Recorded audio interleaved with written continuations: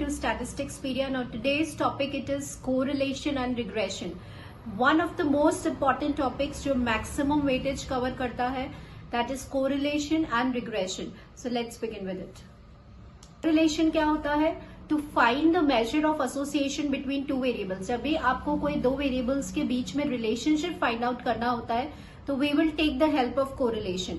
अब correlation जो है ना वो एक numerical measure है, मतलब एक quantitative measure है जो आपको बताता है कि आपके जो variables हैं वो highly correlated हैं, highly associated हैं या उनके बीच में जो relationship है वो poor है, low है, zero है, कैसा है. तो ये ध्यान रखना है कि correlation it is a numerical और quantitative measure of relationship or association between any two variables.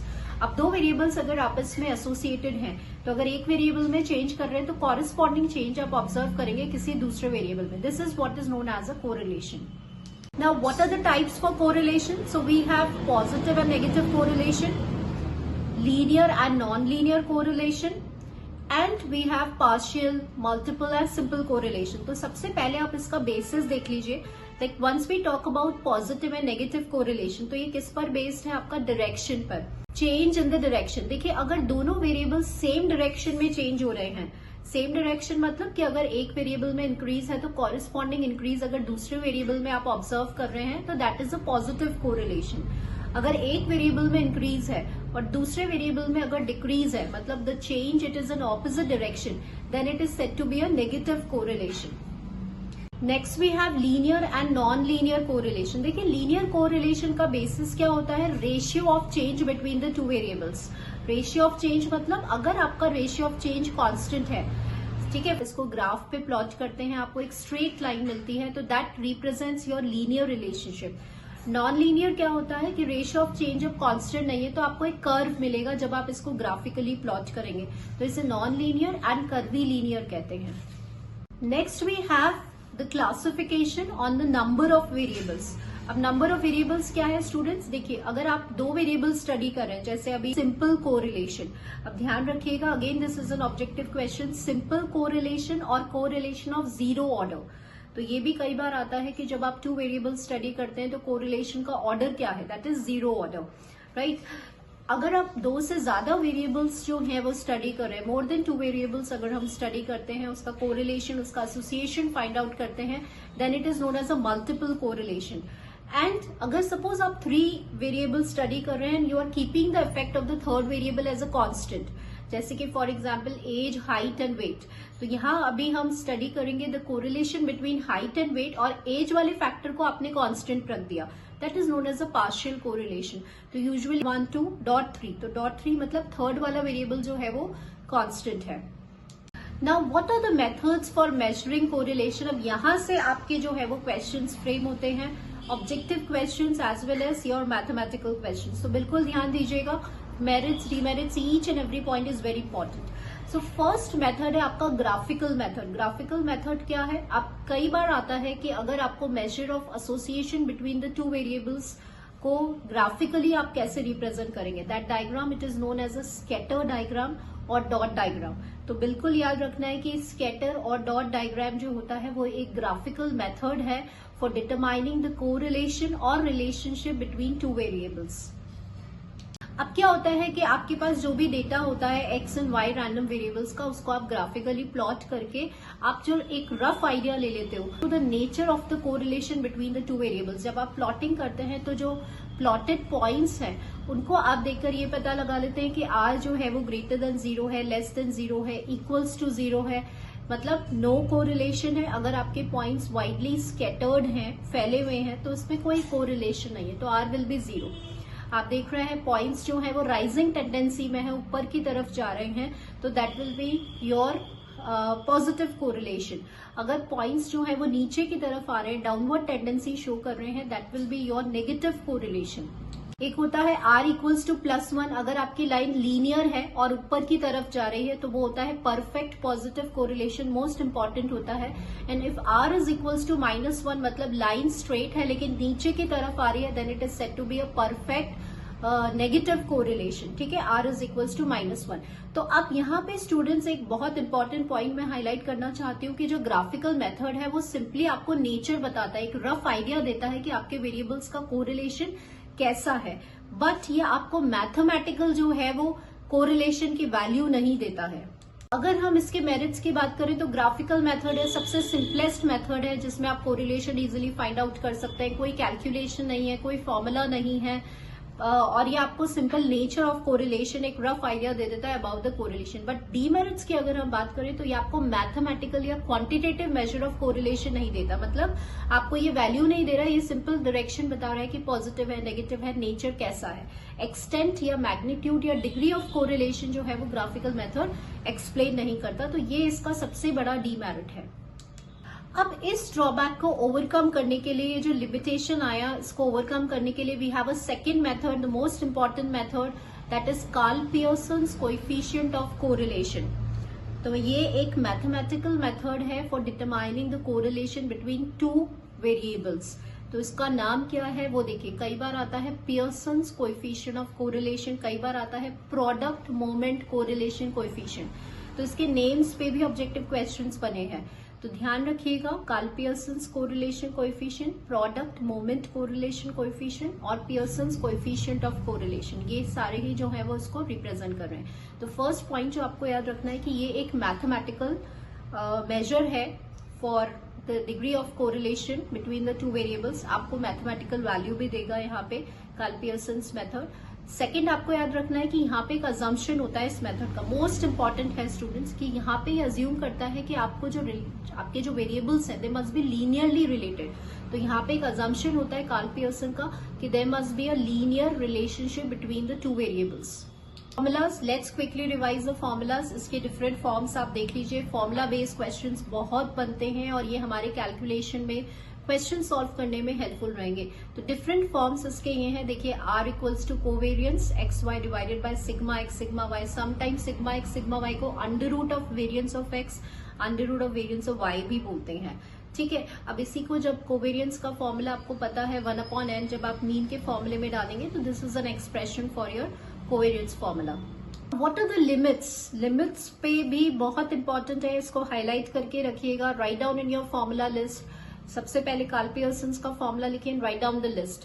List में देखिए R जो है दैट लाइज बिटवीन -1 एंड +1। अब इसमें देखिए बहुत इंपॉर्टेंट चीज है, -1 +1 के बीच में आपका वैल्यू आएगा, लेकिन -1 और +1 पे इक्वल साइन आएगा, मतलब उसको भी हम इंक्लूड कर रहे हैं।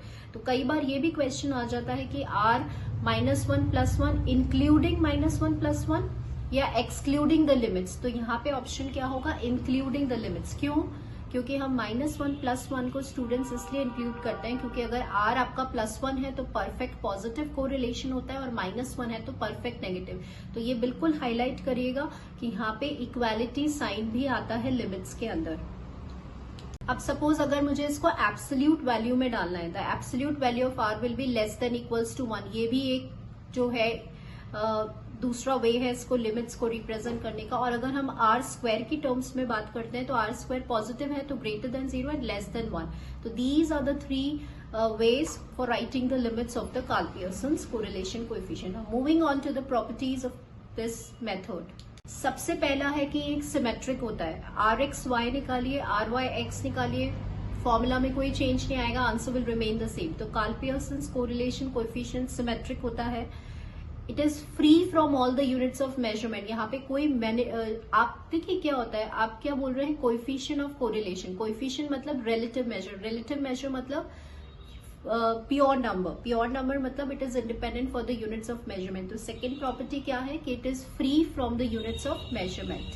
Correlation coefficient is independent for both change of origin and change of scale. अगर आप कुछ भी ऐड कर रहे हैं, मल्टीप्लाई कर रहे हैं, डिवाइड कर रहे हैं, सब्ट्रैक्ट कर रहे हैं, तो कोरिलेशन की वैल्यू वो ही रहने वाली है। So this is the most important. अपनी लिस्ट में लिख लीजिए, मार्क कर लीजिए, जहां पे आप प्रिपेयर कर रहे हैं separate list origin and scale की। मार्क डाउन की, इट इज क्रॉस करिए दोनों को कि ये ना तो ओरिजिन से अफेक्ट होता है और ना ही स्केल से अफेक्ट होता है। कौन? Karl Pearson's correlation coefficient. Variables are independent. अब यहाँ पे ध्यान दीजिएगा जो मैं कह रही हूँ, अगर दो वेरिएबल्स इंडिपेंडेंट हैं, इंडिपेंडेंट मतलब उनके बीच में कोई भी कोरिलेशन नहीं है, अगर कोई कोरिलेशन नहीं है तो R की वैल्यू क्या होगी? 0 होगी। ठीक है। If two variables are independent then they are said to be uncorrelated variables, dash variables, तो आंसर आएगा अनकोरिलेटेड वेरिएबल्स। समटाइम्स ऐसा आता है कि अगर दो वेरिएबल्स इंडिपेंडेंट हैं तो वैल्यू ऑफ आर क्या होगा, 0 होगा, तो आपको ये याद रखना है। बट अगर मैं इसको कन्वर्स लेती हूँ, कन्वर्स मतलब कि अगर आर 0 है तो क्या वेरिएबल्स इंडिपेंडेंट होंगे, नहीं होंगे। तो ध्यान रखना है, दोनों ही स्टेटमेंट्स बहुत इंपॉर्टेंट है। पहली स्टेटमेंट ये है कि अगर आपके दो वेरिएबल्स इंडिपेंडेंट है तो लॉजिकली सोचना है, इंडिपेंडेंट मतलब अलग अलग है, कोई रिलेशन नहीं है, तो आर की वैल्यू 0 होगी। लेकिन अगर इसका उल्टा ले रहे हैं, कन्वर्स ले रहे हैं, अगर आर 0 है तो जरूरी नहीं है कि वेरिएबल्स कैसे होंगे, इंडिपेंडेंट होंगे। So if r is equals to 0 then it is not necessary that x and y are independent variables.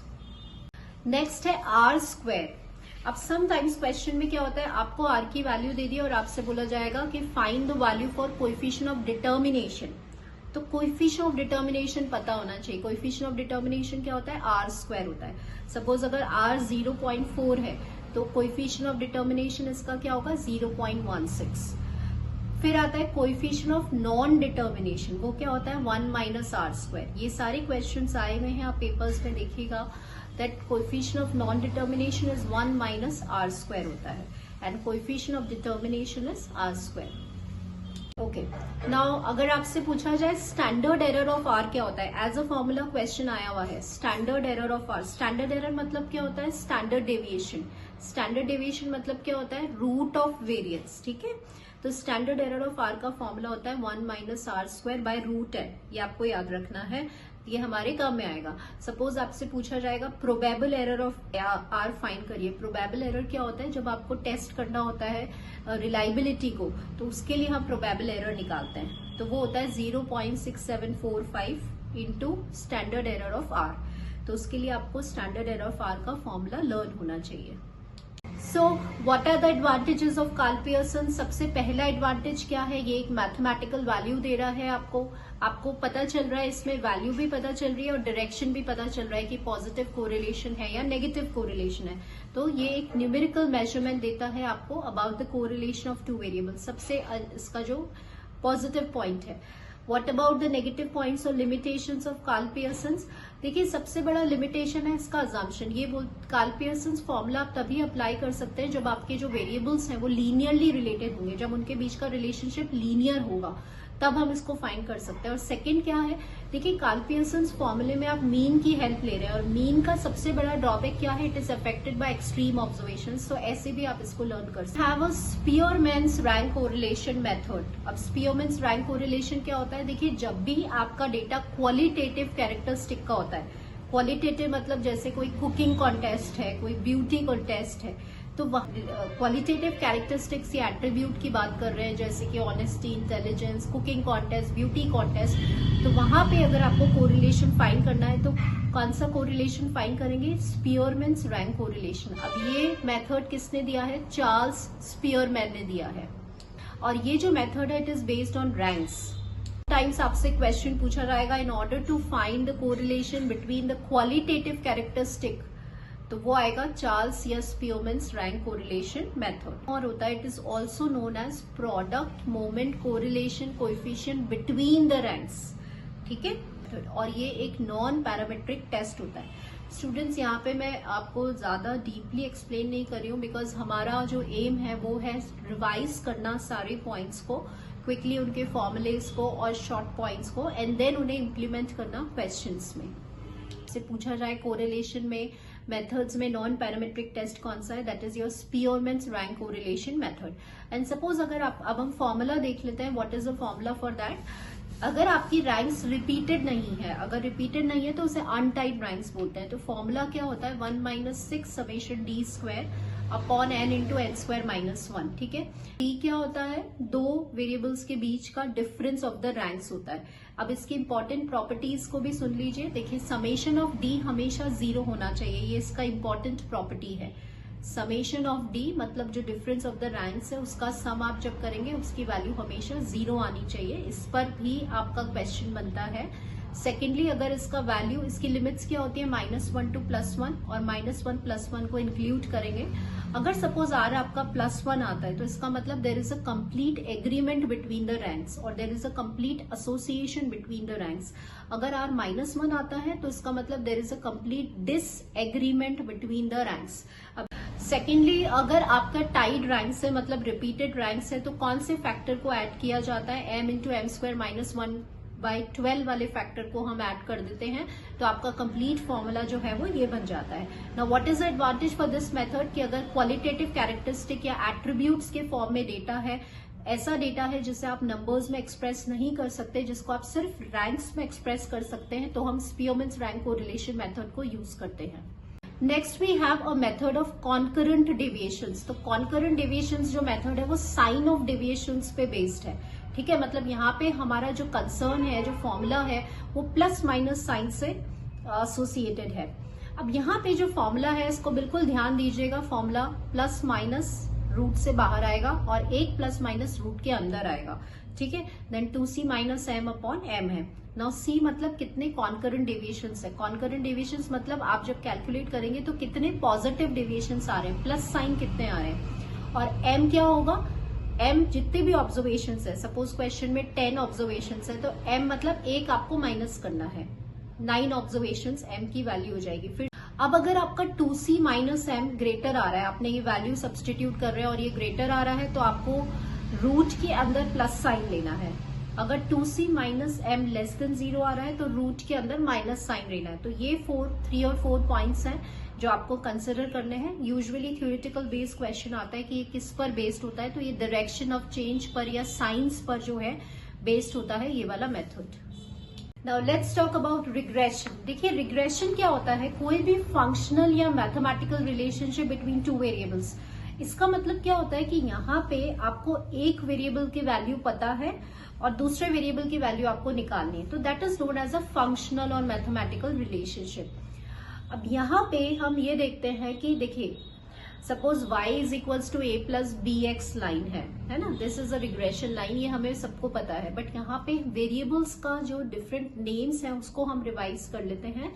एक वेरिएबल होता है इंडिपेंडेंट वेरिएबल, जिसकी हेल्प से आप दूसरे वेरिएबल की वैल्यू निकालते हैं। तो इंडिपेंडेंट वेरिएबल के और क्या क्या नाम हो सकते हैं, जैसे एक्सप्लेनेटरी वेरिएबल हो गया और हो गया। तो ध्यान रखना है इंडिपेंडेंट वेरिएबल जो होता है जिसकी वैल्यू, जिसकी हेल्प से हम वैल्यू निकालते हैं, it is also known as explanatory variable और प्रिडिक्टर और रिग्रेसर। और जो डिपेंडेंट वेरिएबल होता है जिसकी वैल्यू हमें निकालनी होती है उसे हम कहते हैं एक्सप्लेन्ड, रिग्रेस्ड और प्रिडिक्टेड वेरिएबल। नाउ अब आता है लीनियर रिग्रेशन। अब यहां से आपके मेजर क्वेश्चंस जो हैं वो शुरू हो जाते हैं। ऑब्जेक्टिव थ्योरी क्वेश्चंस भी आएंगे, मैथमेटिकल क्वेश्चंस भी आएंगे। तो कितनी रिग्रेशन लाइंस होती हैं, so we have 2 regression lines. कौन कौन सी होती हैं, y is equals to a plus bx, इसको क्या बोलते हैं, regression line of y on x। और एक और सेकेंड लाइन कौन सी होती है, regression line of x on y, x is equals to a plus by। तो सबसे पहला पॉइंट, 2 रिग्रेशन लाइंस होती हैं और सिर्फ 2 ही होती हैं, ठीक है, y on x and x on y। Next important point, यहाँ पे इस लाइन में y is equals to a plus bx line में a और b कॉन्स्टेंट्स होते हैं। कॉन्स्टेंट्स मतलब इसकी वैल्यू हमें नहीं पता होती, तो हम इसकी वैल्यू कैसे निकालते हैं, कौन से प्रिंसिपल की हेल्प से निकालते हैं, that is principle of least squares. Again the most important theoretical question कि कौन से प्रिंसिपल्स की हेल्प से आप रिग्रेशन लाइन के कॉन्स्टेंट्स डिटरमाइन करते हैं, तो वो होता है प्रिंसिपल ऑफ लीस्ट स्क्वायर्स। और इसमें आप क्या करते हैं, एरर को मिनिमाइज करते हैं, ठीक है, पार्शियली डिफरेंशिएट करके। तो ये भी याद होना चाहिए कि इसमें करते क्या है, एरर को मिनिमाइज करना। एरर को मिनिमाइज करने के बाद जो इक्वेशंस आती हैं या principle of least squares method apply करने के बाद जो इक्वेशंस आती है, उन इक्वेशंस का क्या नाम होता है, that is normal equations. Suppose y is equals to a plus bx line है, सबसे पहले ये y ऑन x लाइन है, इसका इंडिपेंडेंट वेरिएबल x है, इसका डिपेंडेंट वेरिएबल y है। Now what is b, b यहाँ पे स्लोप है, ध्यान रखिएगा, b it is known as a slope. और इसको क्या बोलते हैं, regression coefficient of y on x, byx, ठीक है। फिर a क्या होता है, a इज एन इंटरसेप्ट। ठीक है। अब इसमें नेक्स्ट देखिए, एक्स ऑन वाई लाइन कौन सी होती है, X equals to A plus B Y, Y यहाँ पे इंडिपेंडेंट वेरिएबल है, एक्स यहाँ पे डिपेंडेंट वेरिएबल है और बी यहाँ पे स्लोप है। स्लोप या फिर हम इसको क्या बोलते हैं, regression coefficient of x on Y. कैसे रिप्रेजेंट करते हैं, बी एक्स वाई से। And what is A is an intercept. क्या ये लाइंस रिवर्सिबल हैं, तो नहीं, ये लाइंस रिवर्सिबल नहीं है। ठीक है, मैं प्रॉपर्टीज रिवाइज करवा रही हूँ आपको। The two regression lines, they are not interchangeable और they are not reversible। आप interchange नहीं कर सकते इन लाइंस को। अब दूसरे हम लाइन ऑफ बेस्ट फिट कहते हैं। लाइन ऑफ बेस्ट फिट मतलब ये आपको बेस्ट वैल्यूज देता है, क्योंकि रिग्रेशन में क्या होता है, एक वैल्यू आपको निकालनी होती है, एक वैल्यू आपको पता होती है, तो जो वैल्यू आप निकालते हैं वो बेस्ट वैल्यू होती है, उसमें एरर सबसे कम होता है, तो इसीलिए इसको लाइन ऑफ बेस्ट फिट कहते हैं। The two regression lines, they intersect at mean values। Question भी आता है मैथमेटिकल और थ्योरी भी आती है। दो रिग्रेशन लाइंस किस पॉइंट पे आके इंटरसेक्ट करते हैं या मीट करते हैं, मीन वैल्यूज पे, एक्स बार कॉमा वाई बार पे। कोएफिशिएंट सिमेट्रिक होते हैं, मतलब बी वाई एक्स और बी एक्स वाई क्या इक्वल हो सकता है, नहीं। तो रिग्रेशन कोएफिशिएंट्स कभी भी सिमेट्रिक नहीं होते, क्योंकि दोनों रिग्रेशन कोएफिशिएंट्स अलग अलग हैं, बी एक्स वाई अलग है और बी वाई एक्स अलग है, so they are not equal. Next property क्या है कि अगर एक रिग्रेशन कोएफिशिएंट 1 से बड़ा है तो दूसरे रिग्रेशन कोएफिशिएंट को 1 से छोटा होना है। That is if B x Y is greater than 1 तो B Y X must be less than 1। ये इसकी नेक्स्ट इंपॉर्टेंट प्रॉपर्टी है। Next, regression coefficients, they are independent of change of origin but not of scale। अभी आपकी list आपके सामने होगी change of origin and scale की। फटाफट मार्क करिए कि रिग्रेशन कोएफिशिएंट्स जो है वो सिर्फ और सिर्फ स्केल से अफेक्ट होते हैं, तो स्केल को टिक मार्क करिए।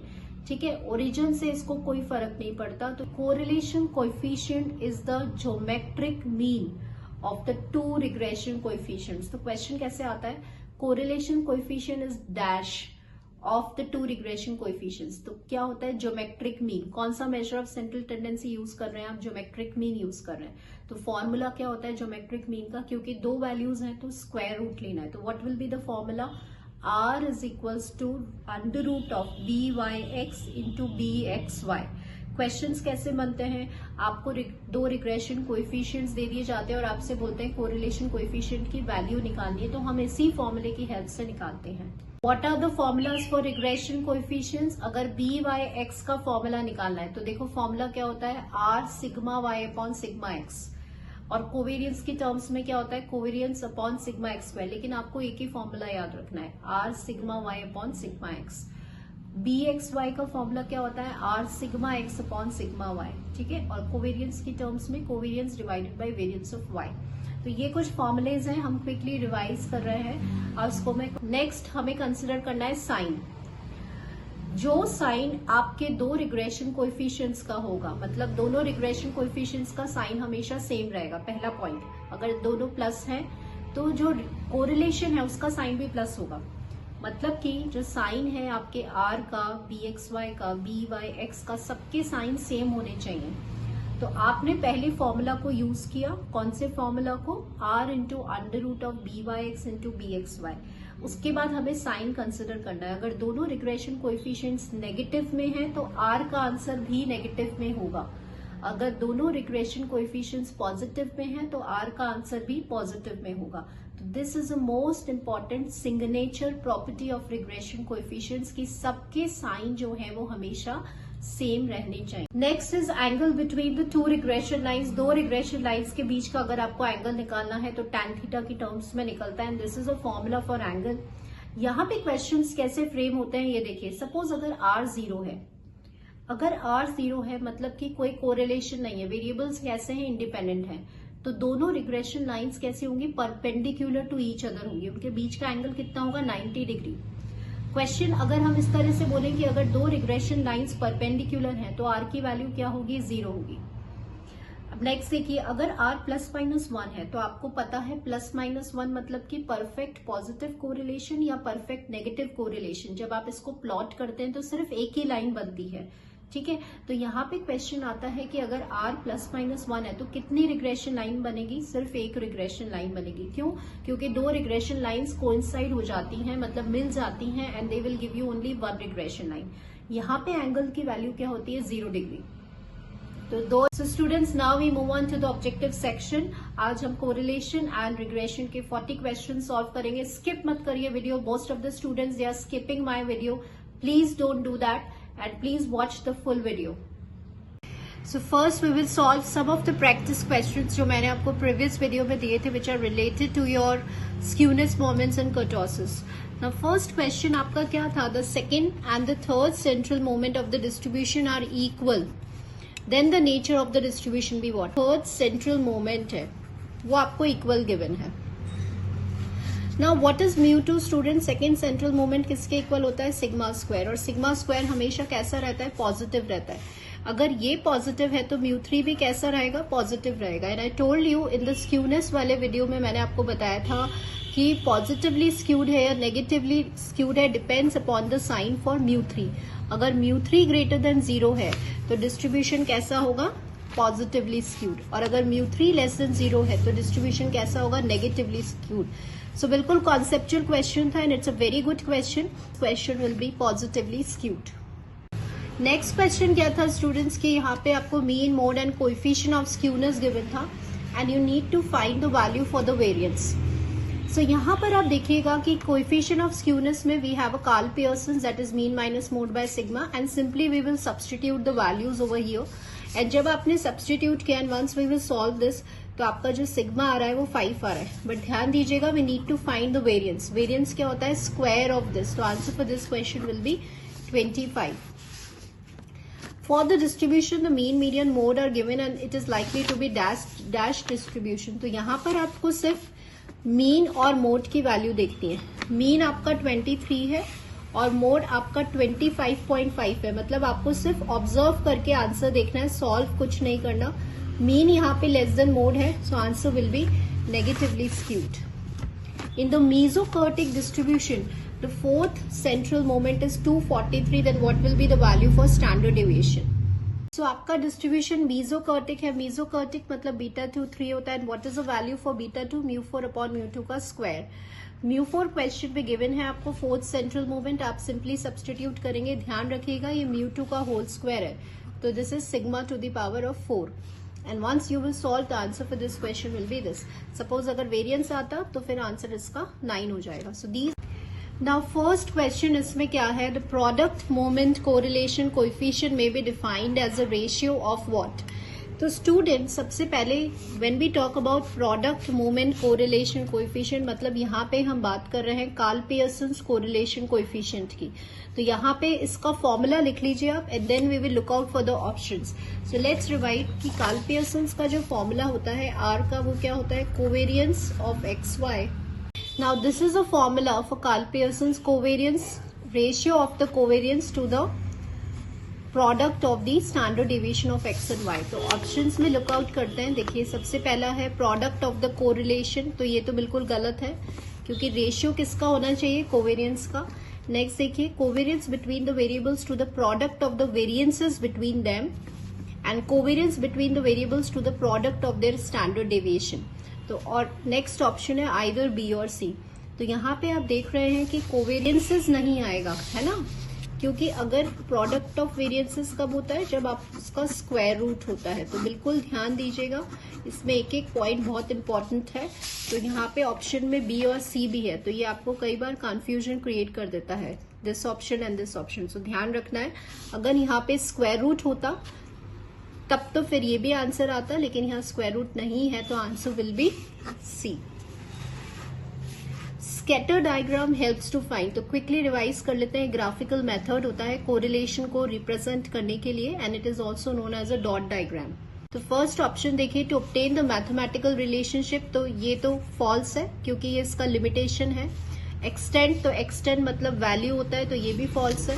To find the nature of correlation variables, now this is a correct option क्योंकि यहां से आप डिटरमाइन कर पाते हैं कि पॉजिटिव है या नेगेटिव है, तो ये आपको एक रफ आइडिया देता है about the nature of the correlation. If the value of the correlation is positive, Then the points in the scatter diagram tend to cluster lower left corner to upper right corner, lower left.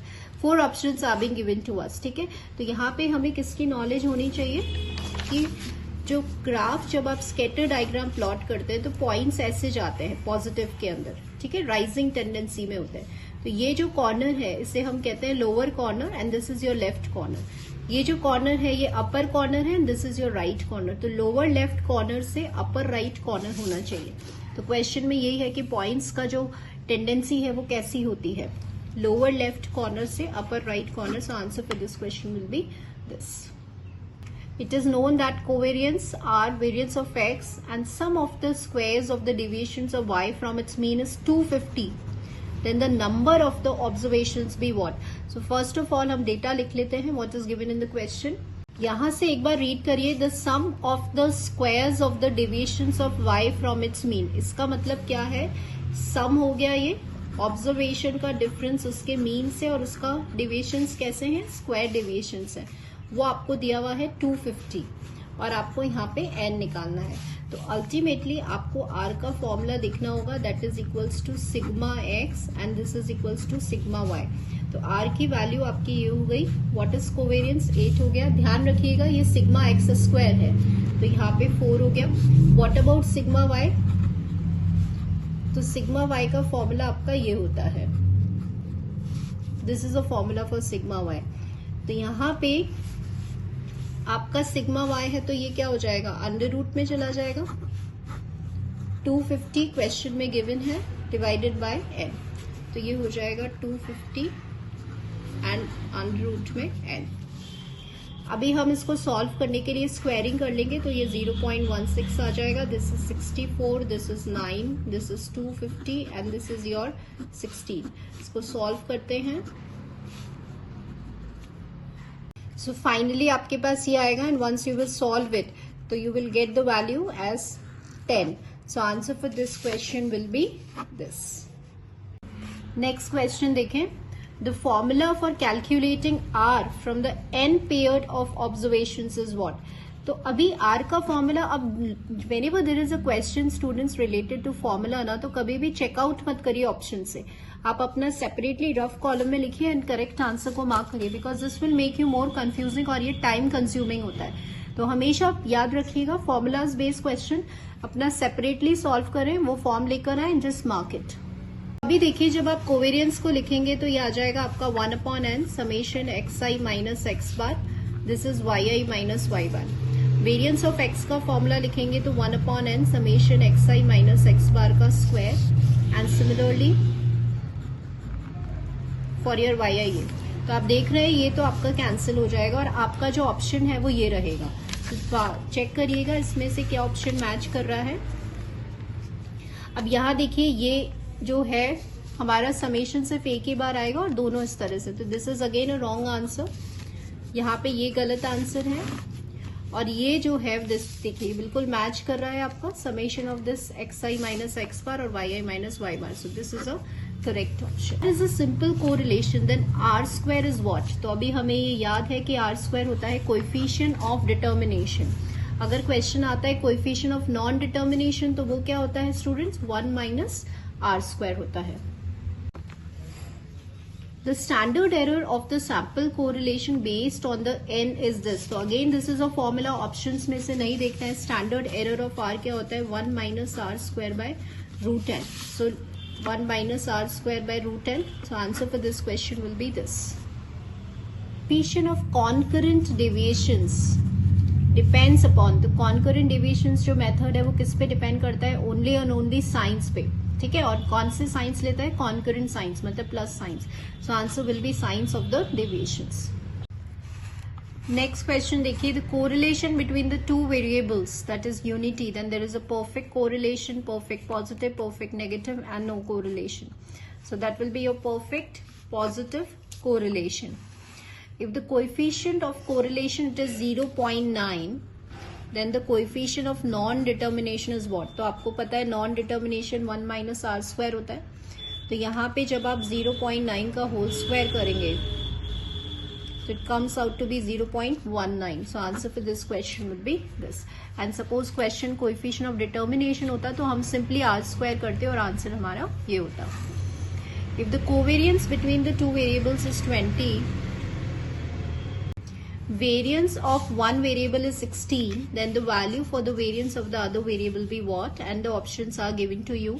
तो आप options देख रहे हैं कि यहाँ पे more than और less than की टर्म्स में जो है वो आपके ऑप्शंस हैं.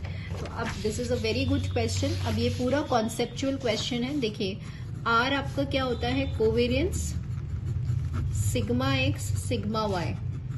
तो R it is what is R? R is not given to you anything. आपको सिंपल कोवेरियंस दिया हुआ है, वेरियंस दिया हुआ है. तो let me write it 4 over here. ठीक है, क्योंकि आपको स्टैंडर्ड डेविएशन लेना है. और यहाँ पे I am writing sigma Y. ठीक है, आपको वेरिएंस की वैल्यू चाहिए. अब यहाँ से स्टूडेंट्स लिमिट्स का कॉन्सेप्ट आता है कि आर की वैल्यू जो है ना वो 1, -1 और +1 के बीच में लाई करती है. So let me cancel this out. तो आपके पास जो आर स्क्वायर होता है वो क्या होगा? ऑब्वियसली लेस देन 1 होगा और ग्रेटर देन 0 होगा. ठीक है, यहाँ पे ये लिमिट्स पे मैंने आपको रिवाइज करवाया था. तो what is R square?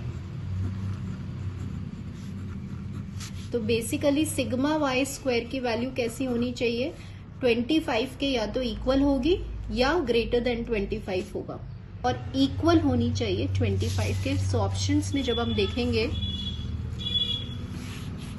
So more than और इक्वल टू 25.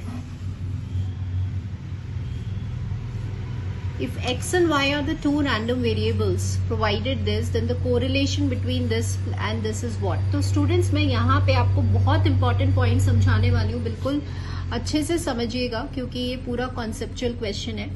सबसे पहली बात आपको पता होता है it is not affected by correlation, is not affected by origin and scale. अगर आप कुछ भी मल्टीप्लाई ऐड डिवाइड कर रहे हैं तो कोरिलेशन की वैल्यू सेम ही रहने वाली है. तो यहाँ पे आप देख रहे हैं कि इसमें इसकी वैल्यू सेम रहने वाली है. तो वो 4 ऑप्शंस में अवेलेबल है. ठीक है, बट स्टूडेंट्स हमें क्या डिसाइड करना होता है कि आंसर प्लस में आने वाला है या माइनस में आने वाला है. तो उसके लिए हम किसको देखते हैं? स्केल को देखते हैं. बिल्कुल ध्यान रखिएगा कि आपकी वैल्यू तो सेम आने वाली है, लेकिन प्लस आंसर आएगा मतलब पॉजिटिव कोरिलेशन है या नेगेटिव कोरिलेशन है. तो उसके लिए हम किसको देखते हैं? स्केल को देखते हैं. तो यहाँ पे ये स्केल क्या है? बी और डी है. तो आप आंसर में देखिए वो स्केल आपको दिख रहा है क्या? न्यूमरेटर और डिनोमिनेटर में होना चाहिए. ठीक है, तो यहाँ नहीं है तो ये ऑप्शन कैंसिल. यहाँ पे एसी आ गया तो ये ऑप्शन कैंसिल. यहाँ देखिए बीडी और बीडी स्केल है, न्यूमरेटर डिनोमिनेटर में. और ध्यान रखिएगा डिनोमिनेटर में हमेशा कैसी वैल्यू आती है? Absolute value. So this is the answer for this question. समझ रहे हैं? तो ये आपका एज अ फॉर्मूला वर्क करता है कि जब भी कोई भी कांस्टेंट ऐड सब्ट्रैक्ट कर रहे हैं तो आंसर और वैल्यू तो सेम रहने वाली है, लेकिन आपको जब डायरेक्शन डिसाइड करना होता है कि प्लस है कि माइनस है तो आप स्केल देख करके डायरेक्शन डिसाइड करते हैं. तो ये एक फॉर्मूला है जो आपकी फॉर्मूला लिस्ट में जाएगा. नाउ स्टूडेंट्स, अगर आपको अब ये जो मैंने आपको प्रीवियस फॉर्मूला बताया उसको क्वेश्चंस में कैसे इंप्लीमेंट करना है ये समझिए. If the correlation between x and y is 0.9, then the correlation coefficient between u and v be what? ठीक है, अब यहाँ पे आपको ये इक्वेशन दे दिया. तो अभी हम समझते हैं कि उस फॉर्मूले को हम कैसे इंप्लीमेंट करते हैं. अब देखिए आपकी ये इक्वेशन सी क्वेश्चन में ये दिया हुआ है. तो आपको पता है कि आपका जो आंसर है वो क्या आने वाला है? 0.9 आने वाला है. तो यहाँ पे ऑप्शन में 0.8 है तो ये कैंसिल हो गया, ये कैंसिल हो गया. इन दोनों में से एक आंसर आएगा, बट डिसाइड क्या करना है कि साइन क्या आएगा. तो देखिए कैसे डिसाइड करते हैं. सबसे पहले आपको u v का निकालना है, तो आप u और v की इक्वेशन निकाल लीजिए. तो यहाँ से u की इक्वेशन जो आने वाली है वो ये आने वाली है, और यहाँ से जो v की इक्वेशन आने वाली है वो ये आने वाली है. सो जब आप इसको इस तरह से एक्सप्रेस करेंगे तो यहाँ पे हमें स्केल देखना है. तो स्केल कौन सा है? ये वाला. This is a scale. ये दोनों स्केल है. दोनों स्केल के साइन कैसे हैं? ऑपोजिट हैं. अगर दोनों स्केल के साइन ऑपोजिट हैं, एक प्लस है एक माइनस में है, तो आंसर किस में आने वाला है? माइनस में आने वाला है. ठीक है, अब मैं आपको ये बताती हूँ. आपने ऐसे फॉर्मूला लिखा था, राइट? तो यहाँ पे देखिए ये तो हमेशा कैसे आने वाला है? पॉजिटिव आने वाला है. ये b है, ये d है आपका, है ना? तो जब आप इसको मल्टीप्लाई करेंगे माइनस और प्लस को तो आंसर माइनस में आएगा. क्योंकि ये वैल्यू एब्सोल्यूट है तो ये तो पॉजिटिव दे रहा है। तो समझने की कोशिश करिए, ये फॉर्मूला ना लिखें हम सिर्फ देखकर ही आंसर कर पाए। तो इसीलिए मैं आपको बता रही हूँ, अगर साइंस ऑपोजिट है तो आपका आंसर क्या आएगा, माइनस में आएगा। तो देखिए यहाँ पे आंसर विल बी -0.9। अब जैसे नेक्स्ट क्वेश्चन लीजिए। अब यहाँ पे मैंने सेम क्वेश्चन डाल दिया, RX Y गिवन है और आपको कोरिलेशन U एंड V का निकालना है। तो अब आप समझिएगा कि यहाँ पे आंसर क्या आने वाला है, 0.12 इन दोनों ऑप्शंस में से। ये तो कैंसिल हो गए, लेकिन डिसाइड क्या करना है, साइन। तो अब आप साइंस देखेंगे, तो जब आप u लिखते हैं तो u तो आपका क्या हो जाएगा 3x + 5, और जब आप v को लिखेंगे तो v आपका हो जाएगा ऐसा। तो यहाँ पे ये स्केल है, ये दोनों स्केल का साइन जो है वो सेम प्लस में आ रहा है। तो answer will be this, same science है इसीलिए। नेक्स्ट देखिए, when the rank correlation between the two sets of ranks awarded by the judges is -1। जब देखिए स्पीयरमैन्स रैंक कोरिलेशन में आई टोल्ड यू अगर -1 आ रहा है तो इसका मतलब there is a complete dissociation, मतलब जो दोनों आपके रैंक्स हैं उनके बीच में कंप्लीट डिसएग्रीमेंट है। तो पहला ऑप्शन बिल्कुल सही है। रैंक अवॉर्डेड बाय वन जज, they are in reverse order of the ranks awarded by other जज। तो ये बिल्कुल सही है क्योंकि -1 है तो आपको पता है ऑपोजिट, तो that means this is also true. और एक बार ये भी चेक कर लेते हैं, now this is a formula based. तो स्पीयरमैन्स रैंक कोरिलेशन का आंसर ये होता है, अगर R की वैल्यू आपकी -1 है ना, तो यहाँ पर जब आप इसको थोड़ा सा फॉर्मूले के टर्म्स में देखेंगे तो ये हो जाएगा आपका -2 और ये हो जाएगा आपका 3 summation D square is equal to n into n² - 1। So therefore सारे ही आंसर्स इसमें ट्रू हैं। So answer will be all of the above. For the group of 8 numbers, the sum of the square of the deviation between the ranks is 21, then the value of the correlation be this। तो आपको पता है कि जब आपको ranks में given होता है तो we will use Spearman's rank correlation। तो यहाँ पे सिंपल इस फॉर्मूले को आपको अप्लाई करना है। आपके पास जो है sum of the squares of the deviations 21 given है, नंबर ऑफ ऑब्जर्वेशंस आपकी 8 है, याद रखिएगा ये 8² - 1 है तो ये मल्टीप्लाइड बाय 63 हो जाए। सिंपल हम इसको नॉर्मल कैलकुलेट करेंगे and on by simplifying we get the answer is 3/4। So 3/4 मतलब 0.75। For the discrete distribution for obtaining rank correlation, the sum of all the differences of the ranks be what? तो अभी ये स्पीयरमैन्स rank correlation की एक important property थी कि जो summation of D होता है उसका वो हमेशा क्या होना चाहिए, 0 होना चाहिए। सो आंसर विल बी दिस। तो ये आपको क्वेश्चंस तभी समझ में आएंगे जब इसका थ्योरेटिकल पार्ट जो मैंने आपको इनिशियली वीडियो में बताया है उसका एक एक पॉइंट बहुत इंपॉर्टेंट है और उससे बहुत सारे क्वेश्चंस फ्रेम होते हैं। इन स्पीयरमैन्स रैंक कोरिलेशन अगर आपका ये फॉर्मूला दिया हुआ है, the maximum value of summation d square in case of untied ranks be what? तो यहाँ पे ये जो फॉर्मूला दिया है इसमें आपकी जो रैंक्स हैं वो रिपीटेड रैंक्स नहीं है और आपको इसकी मैक्सिमम वैल्यू बताना है। These options are given to you. So Spearman's rank correlation का जो लिमिट होता है वो क्या होता है, -1 to +1 होता है, ठीक है। And if I right the formula तो समेशन डी स्क्वायर की मैक्सिमम वैल्यू आपको कब मिलेगी। अब आप यहाँ पे जब आप लिमिट्स रखेंगे तो -1 रखेंगे या फिर +1 रखेंगे। तो देखिए अगर +1 रखते हैं तो 1 से 1 कैंसिल होके इसकी वैल्यू 0 आ जाएगी समेशन डी स्क्वायर की।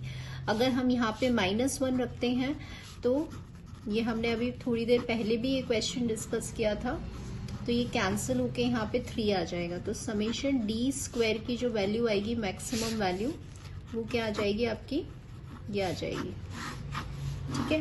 सो this is the question we have discussed. तो समेशन डी स्क्वायर का ऑप्शन आ जाएगा n into n² - 1/3। This will be the maximum value. और आपको मैंने बता दिया हम यहाँ पे 1 क्यों नहीं रख रहे, जब आप यहाँ 1 रखेंगे तो ये 1 - 1 कैंसिल होके 0 हो जाएगा तो इसकी वैल्यू क्या आ जाएगी, 0 आ जाएगी। The Spearman's correlation coefficient for summation of d square is 30 and n is 10. तो इसकी वैल्यू बताएं. अगेन तो यहाँ पे बहुत सिंपल है students. 1 minus 6 summation D square 30 दिया हुआ है और n आपको 10 दिया हुआ है. तो n into N square minus 1 that is 99 हो जाएगा. तो थोड़ा सा ये ध्यान रखना है, इसका ध्यान रखना है. ठीक है, तो ये इससे कैंसिल हो गया. दिस इज 33 एंड ये आपका आ जाए 9/11 विल बी द आंसर. अच्छा, आंसर डेसिमल्स में है तो ये हो जाएगा आपका 0.818 हो जाएगा. तो it comes out to be 0.818. तो ऑप्शन में ये हो जाएगा. तो answer will be 0.2. Round off करके ये आ जाएगा. For the 10 pairs of observation, the number of the concurrent deviations was found to be 4. Then the value of the concurrent deviation be what? अब मैंने एक क्वेश्चन आपका इसलिए डाल दिया सो दैट आपको इसको यूज करना आ जाएगा. अब यहाँ पे देखिए concurrent deviation का फॉर्मूला क्या होता है students. Plus minus 2c minus m upon m होता है. ठीक है, क्वेश्चन में आपको जो कॉन्करेंट डेविएशंस दिए हुए हैं मतलब C4 दिया हुआ है और हमें M की वैल्यू निकालनी है. तो 10 में से मैंने आपको क्या बताया था, एक कम करना होता है, ये ध्यान रखिएगा. तो अब आपको 2C माइनस M निकाल लेना है. तो ये हो जाएगा 8 माइनस में आ रहा है. तो अगर ये माइनस में आ रहा है तो यहाँ पे माइनस चलेगा आपका और बाहर भी माइनस चलेगा. तो ये माइनस आ गया. 2C माइनस 1 माइनस दिस और M की वैल्यू थी 9. तो ये आप सॉल्व करेंगे तो आपका जो आंसर आएगा वो आएगा -1/3. तो ऐसे क्वेश्चंस को इम्प्लीमेंट करते हैं. अगर सपोज ये यहाँ पे प्लस आता तो यहाँ पे भी प्लस लेते और यहाँ पे भी प्लस लेते. तो ये क्वेश्चन समझा रही हूँ मैं इसीलिए कि कैसे हम इसकी वैल्यू निकालते हैं. तो इस पर सब कुछ डिपेंड करता है. ये जो साइंस है डिपेंड्स अपॉन दिस. अगर ये नेगेटिव है तो दोनों तरफ नेगेटिव, ये पॉजिटिव है तो दोनों तरफ positive. So answer will B -1/3 will be the option. The two regression lines intersect. Very very important question, frequently asked question है. दो regression lines मीन पे intersect करती हैं. कई बार स्टूडेंट्स ऑप्शन में ऐसे भी दे दिया जाता है x बार कॉमा y बार. तो ये भी इसका ऑप्शन होता है. In the regression line this beta naught is what? तो हमें पता है a plus bx हम कहते हैं. तो ये आपका इंटरसेप्ट होता है और ये आपका स्लोप होता है. तो बीटा नॉट आपका हो गया intercept of the line. If a constant 50 it is subtracted from each of the value, then the regression coefficient is what? तो ध्यान रखिएगा, regression coefficient it is independent of the change of origin. अगर आप कुछ भी add कर रहे हैं या subtract कर रहे हैं तो regression coefficient से value affect नहीं होती, it will remain the same, right?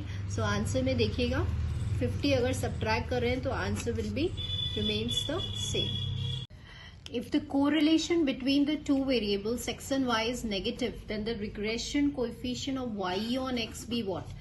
अभी मैंने आपको बताया हम regression के question solve कर रहे हैं स्टूडेंट्स. तो आपका जो साइन आपका regression coefficient y on x का होता है वही साइन आपके regression coefficient x on y का होगा और वही साइन r का होगा. तो ये एक प्रॉपर्टी है. तो अगर r नेगेटिव है तो b by x भी कैसा हो जाएगा, नेगेटिव हो जाएगा.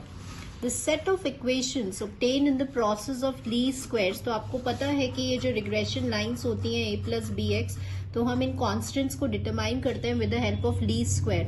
और determine करने के बाद ये principle लगाने के बाद जो equations आती है उन्हें हम कहते हैं normal equations.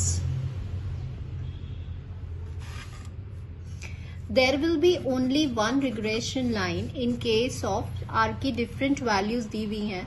तो आपको पता है कि जब r +1 होता है या -1 होता है तो हमारे पास सिर्फ एक ही रिग्रेशन लाइन होती है. और अगर हम थोड़ा सा और रिवाइज करें तो उसका एंगल कितना होता है, थीटा कितना होता है, 0 डिग्री होता है. The formula for the estimate of byx in the regression equation be what? तो byx का फॉर्मूला क्या होता है, r sigma y upon sigma x. That is right. अब r के फॉर्मूले में मतलब कार्ल पियर्सन्स का जब आप फॉर्मूला डालेंगे कोवेरियंस की टर्म्स में तो आपका फॉर्मूला आ जाएगा ये. तो दिस इज ऑल्सो राइट. और जब आप इसको एक्सपैंड करेंगे कोवेरियंस का formula 1/n summation xi minus x बार yi माइनस y बार, और यहां से वेरियंस का फॉर्मूला डालेंगे, तो this is also right. So answer for this question will be all of the above. If x and y are independent, then the value of the regression coefficient be what? Now this is a very good question. अब देखिए variables अगर independent होते हैं तो उनके बीच का जो correlation है वो क्या होता है, जीरो होता है. और हमें पता है कि बी वाई एक्स क्या होता है, are sigma Y upon sigma x. यहीं से देख लीजिए, this is a formula for this. अगर वेरिएबल्स इंडिपेंडेंट हैं तो आर कैसा होगा, जीरो होगा. अगर आर जीरो है तो बी वाई एक्स भी कैसा हो जाएगा, जीरो हो जाएगा. So answer will be this. If b Y x is greater than 1 then b x Y is what. तो ये एक प्रॉपर्टी है कि अगर एक रिग्रेशन कोएफिशिएंट 1 से बड़ा है तो दूसरे को हमेशा कैसा रहना है, 1 से छोटा रहना है. So answer will be this. Given the regression equation, आपको दो रिग्रेशन इक्वेशन दिया हुआ है, which is a regression line of x on y. Now this is a conceptual question, बहुत सारे कॉन्सेप्ट्स क्लियर होंगे. आपको दो लाइंस गिवन है और आपको ये डिसाइड करना है कि कौन सी line Y X on Y है या वाई ऑन एक्स है. तो कैसे, रैंडमली हम कोई भी लाइन ले लेंगे. जैसे मैंने इस लाइन को एक्स ऑन वाई लिया है, तो एक्स की वैल्यू क्या आ जाएगी, 13 माइनस वाई, और आप 3 से डिवाइड करेंगे. और इसमें y की वैल्यू क्या आ जाएगी, y ऑन x लाइन की, ये आपकी लाइन आ जाएगी. अब आपको सिंपल स्लोप निकालना है, तो ये आपका स्लोप होता है, इक्वेशन होता है a प्लस बी वाई, है ना. तो ये y के साथ स्लोप यहाँ पे ये आ गया, और यहां से इसका स्लोप निकालेंगे तो ये आ जाएगा. ठीक है, इस स्लोप को आपको मल्टीप्लाई करना है. तो बी एक्स वाई और बी वाई एक्स को जब आप मल्टीप्लाई करेंगे तो ये आ रहा है 2/15, मतलब ये वैल्यू 1 से छोटी आ रही है. अब स्टूडेंट्स मैं ये क्यों बता रही हूँ, क्योंकि आपको एक प्रॉपर्टी पता है कि r जो होता है वो ज्योमेट्रिक मीन होता है बी एक्स वाई और बी वाई एक्स का. इसको यूज कैसे करते हैं, आर स्क्वायर क्या हो गया आपका, ये हो गया, और आर स्क्वायर कोरिलेशन कोएफिशिएंट हमेशा 1 से छोटा होना चाहिए. तो ये वैल्यू 1 से छोटी होनी चाहिए. तो जब भी अगर आप इसको मल्टीप्लाई कर रहे हो जो आंसर 1 से छोटा है, तो जो आपने अज्यूम किया है that is a correct answer. तो यहाँ पे जो x ऑन y लाइन होगी वो तो आपकी ये वाली हो जाएगी, और y ऑन x वाली ये लाइन हो जाएगी. सो आंसर विल बी, क्वेश्चन में क्या है, x ऑन y, तो ये क्या है 3x plus y equals to 13. So answer will be this. If the two regression lines are this and this, then the regression line of y on x be what? ठीक है, ये हमें देखना है. तो अब यहाँ से रैंडमली जैसे ये इक्वेशन है, तो मैंने ये वाली लाइन x on y मान लिया और ये ऐसे हो गया, तो इसका bxy निकाल लिया, तो a प्लस bx फॉर्म होता है तो -2 आ गया. इस लाइन को आपने y on x मान लिया,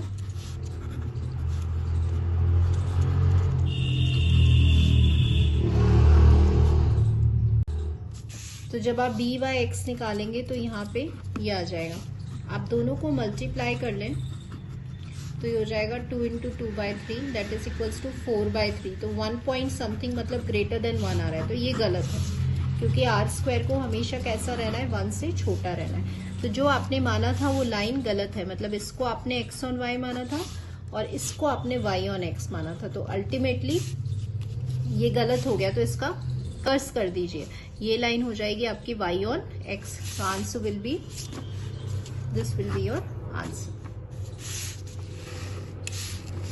If the regression line of y on x be this, then the Karl-Pearson's correlation coefficient is this, then what is the value for this?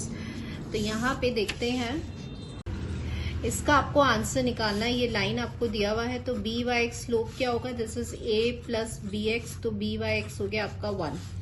अब बी वाई एक्स का formula क्या होता है students, r sigma Y upon sigma x equals to 1 हो गया. This is a formula for your regression coefficient. R की value आपने 0.5 डाल दी, तो sigma Y upon sigma x हो गया 1/0.5, 10/5 हो गया, और ये आपका हो गया 2. अब आपसे पूछ रहे हैं स्क्वायर, तो स्क्वायर जब आप करेंगे तो 4 हो जाएगा. So answer for this question will be this. The arithmetic mean of the regression coefficients is equal to what? Now very good question. अब आपको measure of central tendency में आपको ये बात पता है कि arithmetic mean हमेशा greater होता है geometric mean से, और ये हमेशा greater होता है HM से. तो यहाँ पे जब आप दो रिग्रेशन कोएफिशिएंट्स का मीन निकालेंगे तो ये हो जाएगा, है ना, और ज्योमेट्रिक मीन निकालेंगे तो ये हो जाएगा. ठीक है, तो आपसे यही तो पूछा जा रहा है कि AM जो है, कहाँ AM ऑफ टू रिग्रेशन वो किसके इक्वल होता है? ग्रेटर होता है, लेस होता है, हाफ होता है, क्या होता है? तो आप देख रहे हो कि दो रिग्रेशन कोएफिशिएंट्स का जो एरिथमेटिक मीन है वो बड़ा हो सकता है या बराबर हो सकता है किसके? कोरिलेशन कोएफिशिएंट R के, क्योंकि ये क्या है? प्रॉपर्टी होती है, ये आपको पता है. So answer for this question will be this. This is how you can learn this property, by moving logically. Conceptually जाकर हमें मतलब लर्न करने की जरूरत नहीं है, प्रॉपर्टी ऑटोमेटिकली आप ऐसे जो है फाइंड कर सकते हैं. Two regression lines are this, then the mean values be this. तो आपको पता है कि जो दो रिग्रेशन लाइन्स है वो किस पॉइंट पे इंटरसेक्ट करती है? मीन पर. अगर इंटरसेक्ट करती है तो मतलब वो इन दोनों पॉइंट्स को, इन दोनों इक्वेशंस को सेटिस्फाई करेगी. तो चलिए सॉल्व करते हैं. सो स्टूडेंट्स, आपकी जो इक्वेशंस थी वो ये थी, और क्योंकि आपको पता है दो रिग्रेशन लाइंस जो है वो इंटरसेक्ट करती है मीन वैल्यूज पे, तो मीन वैल्यूज को ये सेटिस्फाई करेगी. तो आपको सिंपली यहाँ पे इसको एक्स बार और वाई बार की टर्म्स में एक्सप्रेस कर देना है. एलिमिनेशन मेथड से आप देख रहे हैं यहाँ पे मैंने इक्वेशन को 2 से मल्टीप्लाई कर दिया है, तो ये जो है वो आपका सॉल्व हो गया और वाई बार की वैल्यू 2 आ गई. Once you will substitute over here y bar equals to 2, तो आपकी एक्स बार की वैल्यू क्या आ रही है? 1 आ रही है. तो मीन हो गया 1,2. तो x का मीन हो गया 1 और y का मीन हो गया 2. ध्यान रखिएगा ऑप्शन में 2,1 भी आपको मिलेगा. तो सबसे पहले x का मीन लिखना है, और x का मीन क्या आ रहा था? 1 आ रहा था. तो ये थोड़ा सा आपको ध्यान रखना है. नेक्स्ट देखिएगा, आपको दो रिग्रेशन कोएफिशिएंट्स गिवन है और आपको यहाँ पे कोरिलेशन कोएफिशिएंट की वैल्यू लगानी है. तो अब आप एक बात ध्यान रखिए स्टूडेंट्स, जो साइन रिग्रेशन कोएफिशिएंट्स का होता है वो ही साइन आर का होगा. तो मतलब आपको ये समझ में आ गया कि जो आर का आंसर है वो माइनस में आने वाला है. तो इन दोनों में से आपको चूज करना है. ये दो ऑप्शंस आपके डिस्कार्ड हो गए, कैंसिल हो गए. सो अभी हम फाइंड करते हैं कैसे निकालना है. सो यहाँ आप देख रहे हैं कि BYX और BXY, तो हम यहाँ पे पता है कि R जो होता है वो ज्योमेट्रिक मीन होता है दोनों रिग्रेशन कोएफिशिएंट्स का. सिंपली मैंने यहाँ पे वैल्यू सब्सटीट्यूट किया क्योंकि हम साइन जो है वो डिसाइड कर चुके हैं. दोनों की वैल्यू 3/2 है, तो आंसर क्या आने वाला है? 3/2. अब साइंस अगर ये नेगेटिव तो R भी कैसा होने वाला है? Negative. So answer will be -3/2. If the regression lines this and this and variance of x आपको 12 दिया हुआ है, तो आपको वेरिएंस ऑफ y की वैल्यू निकालनी है. तो सबसे पहले students we need to decide कि इसमें से कौन सी लाइन x ऑन y है और कौन सी लाइन जो है वो आपकी y ऑन x है. तो ये क्वेश्चन अभी थोड़ी देर पहले मैंने सेम क्वेश्चन दिया था जहां पे हमें लाइंस डिसाइड करनी थी. इफ यू रिमेम्बर, तो आपने इसको x ऑन y लेट किया था और आपने इसको y ऑन x लेट किया था और इसका आंसर ग्रेटर देन 1 आ रहा था. तो हमने इसका उल्टा कर दिया था, जो माना था उसका उल्टा कर दिया था. तो ये जो लाइन है वो आपकी हम मान रहे हैं y ऑन x लाइन है. तो चलिए इसको सॉल्व कर लेते हैं. y ऑन x लाइन है तो ये किस फॉर्म में आ जाएगी? ये इस फॉर्म में आ जाएगी. And y will be equals to 5/2 minus x/2. आपको क्वेश्चन में वेरिएंस गिवन है और वेरिएंस ऑफ y निकालना है. तो कैसे निकालते हैं? हमारा फॉर्म आ गया. तो यहाँ से अगर हमें b/x निकालना है तो -1/2 है, और यहाँ से bxy निकालना है तो -3/2 हो गया. तो यहाँ से r की वैल्यू क्या हो जाएगी? दोनों माइनस में है तो r will B also negative. और जब आप इसका रूट लेंगे, when you will apply this property, तो ये आपका आ जाएगा, सॉरी ये 2 है, ये आ जाएगा आपका √3/2 आ जाएगा. ठीक है. अब आपको वेरिएंस गिवन है तो आप कोई भी ले लीजिए. You will write the formula r sigma y upon sigma x. तो BYX आपका था -12, R आपका आ रहा था ये, सिग्मा y आपको क्वेश्चन में निकालना है और सिग्मा x आपको √12 आ गया. सिंपली माइनस से माइनस आपका कैंसिल हो जाएगा और जब आप इसको सॉल्व करेंगे तो आपका ये आंसर आ रहा है 2. तो क्वेश्चन में वेरिएंस पूछा गया है, तो variance will be 4. The correlation coefficient of the regression line y on x on y be what? ठीक है, तो अब यहाँ पे ये जो लाइन है ये लाइन आपको y on x गिवन है, तो ये आपके पास इस तरह से हो जाएगा और यहाँ पे आपकी जो वैल्यू हो जाएगी वो ये हो जाएगी, और ये लाइन आपको x on y गिवन है,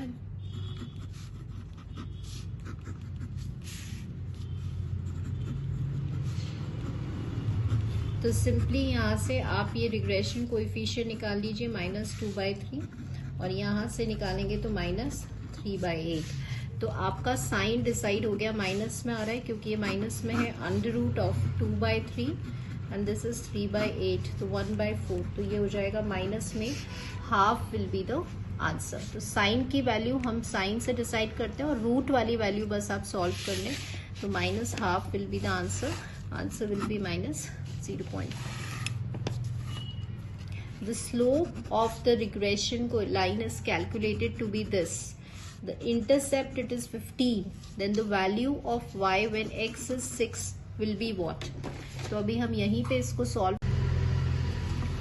अब आपको किसी भी लाइन का स्लोप दिया हुआ है, इंटरसेप्ट मतलब a होता है, तो let me write it over here. a आपका यहाँ पे 15 गिवन है, और वैल्यू, देन द वैल्यू आपको y की वैल्यू निकालनी है जब x की वैल्यू 6 है. तो अब आपको यहाँ पे अब समझ में आ गया कि x इंडिपेंडेंट वेरिएबल है, तो फॉर्मूला क्या होता है a + bx.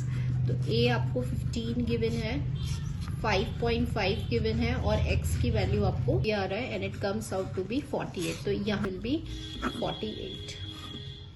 If by x and bx y is this, then what is the value for r? तो अब आपको यहाँ से समझ में आ गया, ये भी नेगेटिव है, ये भी नेगेटिव है, तो आंसर नेगेटिव में आने वाला है, और यहाँ सिर्फ एक ही आंसर नेगेटिव में है, लेकिन फिर भी हम सॉल्व कर लेते हैं 0.4 को और 1.6 को. तो जब आप सॉल्व करेंगे तो ये आएगा 0.64 and answer will be this. If the sum of the product of the deviations of x and y from their mean is 0, then the correlation be what? तो यहाँ से ये अच्छा क्वेश्चन है. देखिए क्वेश्चन में क्या गिवन है कि sum of the product of the deviations of x and y from the mean is 0. मतलब कि ये sum हो गया, प्रोडक्ट देखिए, प्रोडक्ट ऑफ द डेविएशंस आप सम कर रहे हैं और प्रोडक्ट ले रहे हैं x का उसके मीन से, y का उसके मीन से. तो आपसे पूछा जा रहा है कि ये 0 है. ये किसका फॉर्मूला होता है स्टूडेंट्स? ये कोवेरियंस का फॉर्मूला होता है ना, 1/n समेशन ऑफ दिस. तो आपसे बोल रहे हैं कि r की वैल्यू बताओ. तो what is r? r it is covariance of sigma x upon sigma y. तो यहाँ से कोवेरियंस ही 0 है, तो r की वैल्यू भी क्या होने वाली है? 0 आने वाली है. So students we have completed the section, objective section भी हो गया. सो आपका entire chapter correlation and regression जो है वो कंप्लीट हो गया है, along with the points and along with the short points and short tricks. Hope आपको समझ में आ रहा होगा. Request to all my students, please don't skip the video, पूरा देखिए, क्योंकि अगर if I am putting my efforts कि आपको सब कुछ क्विकली अच्छे से आपको समझ में आए, एक एक पॉइंट में कंसिडर करती हूँ कि आपका थ्योरी और आपका मैथमेटिकल पार्ट दोनों स्ट्रांग रहे. So please watch the video till the end and thank you students for watching this video.